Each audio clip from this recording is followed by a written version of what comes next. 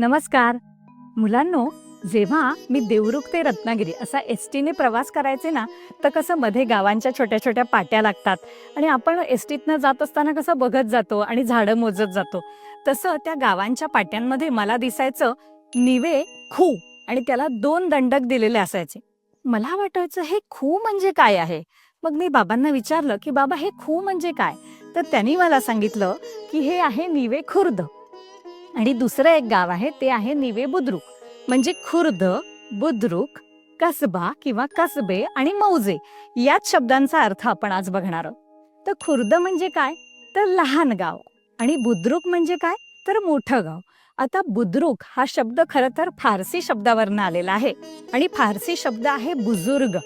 तर बुजुर्ग म्हणजे काय, पूज्य, सन्माननीय, थोर अशी व्यक्ती.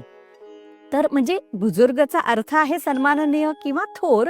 तसंच जुनं जाणतं गाव असेल ते असतं बुद्रुक. त्या बुजुर्गचा झाला अपभ्रंश होऊन बुद्रुक.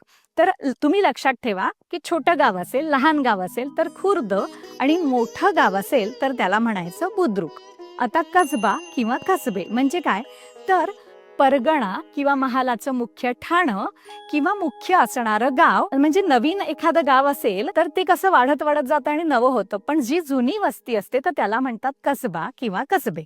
आता मौजे, मौजे गिम्हवणे, मौजे करंजगाव याच्यामधल्या मौजेचा अर्थ काय तुम्ही लिहून पाठवायचा. चला येते हा.